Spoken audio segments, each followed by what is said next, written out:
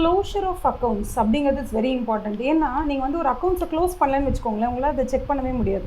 அதுக்கு என்ன best example அப்படின்னு கேட்டிங்கன்னா, பீரியாடிசிட்டி கான்செப்ட் அப்படின்னு ஒன்று இருக்கும். நீங்கள் அக்கௌண்டிங் படிக்கும்போது அது உங்களுக்கு பயங்கரமாக ஹெல்ப் பண்ணும் இந்த கான்செப்ட் புரிஞ்சுக்கிறதுக்கு. அதாவது ஏப்ரல் மாதத்துலேருந்து மார்ச் மாதம் வரைக்கும் அந்த 12 மாதம் என்னென்ன நடந்திருக்கோ அது மட்டும்தான் அந்த புக்ஸ் ஆஃப் அக்கௌண்ட்ஸில் இருக்கணும்னு நீங்கள் முடிவு பண்ணுறீங்கல்ல. அதாவது 12 மாதம் இதுதான் ஒரு ஃபினான்ஷியல் இயர், இதுதான் இந்த 12 மாதத்துக்குள்ளே நடக்கிறது மட்டும்தான் நான் இந்த ரிப்போர்ட்டில் கொண்டு வருவேன், இந்த ஃபினான்ஷியல் ஸ்டேட்மெண்ட்டில் கொண்டு வருவேன், இதை பற்றி தான் நான் ஆடிட் ஒப்பீனியன் கொடுப்பேன் அப்படிங்கிற அந்த ஒரு கிளாரிட்டி இருக்குல்ல, அதுக்கு பேர் தான் க்ளோஷர் ஆஃப் அக்கௌண்ட்ஸ். அப்போ மார்ச் 31 வரைக்கும் என்ன நடந்திருக்கோ அதோட ஒரு கட் ஆஃப் டேட் அப்படின்னு நீங்கள் வைக்கிறீங்க இல்லையா, that is called as periodicity concept நீங்கள் சொல்லலாம். ஆடிட்டை பொறுத்தளவில் we call it as closure of accounts. Accounts closing date என்னன்னு பார்ப்போம். இப்போ குவார்ட்டர்லி இயர் எண்டுன்னா அந்த குவார்ட்டரோட இயர் எண்டு டேட் என்ன, ஹாஃப் அர்லினா half yearly year end date என்ன, அதே மாதிரி இயர் எண்டுனா வருஷத்தினுடைய எண்டுனா மார்ச் 31. அப்போ மார்ச் 31 வரைக்கும் என்ன நடந்திருக்கோ அதை மட்டும் நீங்கள் உள்ளே எடுத்துக்கணும். அது வந்து இட்ஸ் வெரி இம்பார்ட்டன்ட். ஏன்னா சில பேர் என்ன பண்ணுவாங்கன்னா, மார்ச் 31 வருஷம் முடியுது, நம்ம என்ன பண்ணலாம்னா ஏப்ரல் 4 ஏப்ரல் 5 தேதியில் எதெல்லாம் நம்ம சேல்ஸ்ன்னு போட்டிருக்கோமோ அதெல்லாம் ஒரு 3-4 நாள் முன்னாடி கொண்டு வந்து எப்படியாவது அதை புஷ் பண்ணி நம்ம கொண்டு வந்து மார்ச் 31 நடந்த மாதிரி அந்த என்ட்ரியெல்லாம் போடலான்னு சில பேர் போடுவாங்க, சில கம்பெனிஸ் பண்ணுவாங்க.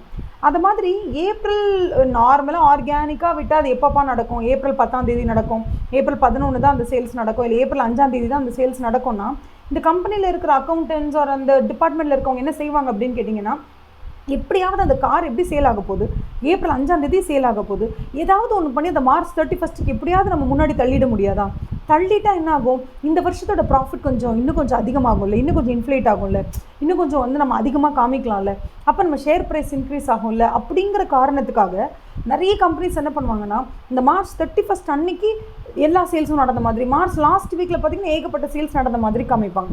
இது மாதிரி பண்ணுறத நம்ம ஈஸியாக கண்டுபிடிச்சிடலாம். ஏன்னா எப்படி இருந்தாலும் நீங்கள் வந்து ஏப்ரல் மே ஜூன் இந்த 3 மாதத்துக்கான குவார்ட்டர்லி ரிப்போர்ட்டை நீங்கள் பார்க்கும்போது உங்களுக்கு தெரிஞ்சிடும், ஏன் மார்ச் கடைசி வாரத்தில் அவ்வளோ சேல்ஸ் நடந்திருக்கு, ஏப்ரல் முதல் வாரம் 2வது வாரம் ஏன் சேல்ஸே நடக்கல சரியா அப்படின்னு ஒரு ஆடிட்டர் எப்படின்னு கண்டுபிடிச்சிடுவார். ஆனால் இதையும் தாண்டி நிறைய இடத்துல என்ன ஆகும்னா அந்த லாஸ்ட் வீக்கில் தட் இஸ் மார்ச் இயர் எண்டுடைய கடைசி வாரத்துலையோ இல்லை கடைசி 2 வாரத்துலையோ ஏகப்பட்ட குளறுபடிகள் நடக்கிறதுக்கான வாய்ப்பு ஜாஸ்தி. அது ஹை ரிஸ்க் ஏரியா நம்ம எப்போவுமே சொல்லுவோம். ஆடிட் படிக்கும் போது நான் ரொம்ப உங்களை ஸ்பெசிஃபை பண்ணி சொல்கிறது என்னென்னா, பேசிக்ஸை நல்லா படிங்க, பேசிக்ஸை நல்லா படிச்சிட்டிங்கன்னா அதுக்கப்புறம் மற்ற எல்லாமே வில் ஃபால் இன்டு பிளேஸ் அப்படின்னு சொல்லுவோம். ஸோ க்ளோஷர் ஆஃப் அக்கௌண்ட்ஸ் அந்த லாஸ்ட் 2 வீக்ஸில் இருக்கக்கூடிய அந்த ஹை ரிஸ்க் ஏரியாங்கிறது அந்த கடைசி 2 வாரம் 3 வாரம் தான். மார்ச்சே ஒரு ரிஸ்க்கான ஏரியா தான், மார்ச் மந்த்தே ஆஸ் அ ஹோல் அது ரிஸ்க்கு. பட் அந்த லாஸ்ட் 2 வீக்ஸில் வந்து நடக்கக்கூடிய எல்லா டிரான்சாக்ஷன்ஸையுமே நீங்கள் ஒரு சந்தேக கண்ணோட தான் பார்த்தாகணும். பிகாஸ் அவங்க வந்து அந்த இயர் எண்ட் அந்த டைமில் ப்ராஃபிட் இன்க்ரீஸ் பண்ணுறதுக்கோ இல்லை லாஸை டிக்ரீஸ் பண்ணுறதுக்கோ இல்லை டேக்ஸ் கட் பண்ணுறதுக்கோ ஏதாவது ஒரு ரீசனுக்காக எதையாவது பண்ணி விட்டுருவாங்க அந்த டைமில். ஸோ தட் இஸ் வை உங்களுக்கு அந்த இயர் வந்து ஹை ரிஸ்க் ஏரியான்னு சொல்கிறோம் அந்த ஏரியாவை, அந்த லாஸ்ட் 2 வீக்ஸை. இன்னொன்று வந்து க்ளோஷர் ஆஃப் பிஸ்னஸ் ஏன் பண்ணுறோம் அப்படின்னா, க்ளோஷர் ஆஃப் பிஸ்னஸில் க்ளோஷர் ஆஃப் அக்கௌண்ட்ஸை ஏன் அந்த மார்ச் 31 பண்ணுறோம் அப்படின்னா, அப்போ தான் இந்த ஒரு வருஷத்தில் எப்படி நடந்திருக்குன்னு நமக்கு தெரியும், அடுத்த ஒரு வருஷம் என்ன நடக்குதுன்னு தெரியும், ரெண்டுத்துக்கும் கம்பேர் பண்ண முடியும், ஒரு ப்ராப்பர் ஹெல்த்தியாக நம்மளே கம்பேர் பண்ணிக்கணும். ஸோ 2020 எப்படி இருந்தது, 2021 எப்படி இருக்குது, 2022 எப்படி இருக்குது, நம்மளால் அப்போ தான் கம்பேர் பண்ண முடியும். அதனால நம்ம என்ன பண்ணுறோன்னா இயரையும் இந்த ஃபினான்ஷியல் இயரையும் நம்ம வந்து கம்பேர் பண்ணிக்கிட்டு அதுக்கேற்ற மாதிரி அந்தந்த வருஷம் அந்தந்த புக்ஸை க்ளோஸ் பண்ணி தான் அந்தந்த வருஷத்துக்கு audit report and audit opinion நம்ம கொடுத்துட்ருக்கோம். So that is why closure of business is very important. அப்படி நீங்கள் அந்த closure of accounts is very important. Suppose நீங்கள் அந்த க்ளோஷர் ஆஃப் அக்கௌண்ட்ஸே நீங்கள் பண்ணலைன்னா நீங்கள் பாட்டுக்கு 5 வருஷத்துக்கு பிஸ்னஸ் பண்ணிகிட்டே இருப்பீங்க, 5 வருஷத்தோட எண்டில் கூட நீங்கள் அதை பார்க்க போகிறது இல்லை.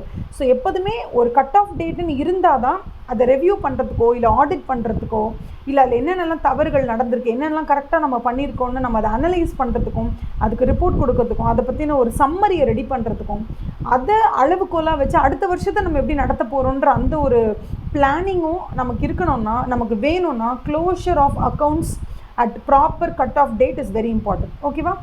உங்களுக்கு இந்த கான்செப்ட் நல்லாவே புரியலைன்னா நீங்கள் வந்து கீழே கமெண்ட்ஸில் கேளுங்க. உங்களுக்கு என்ன டவுட்ஸ் இருந்தாலும் அதுக்கு தனியாக நம்ம வீடியோ பண்ணி போட்டுடலாம். ஓகேவா? Thank you so much. Have a nice day.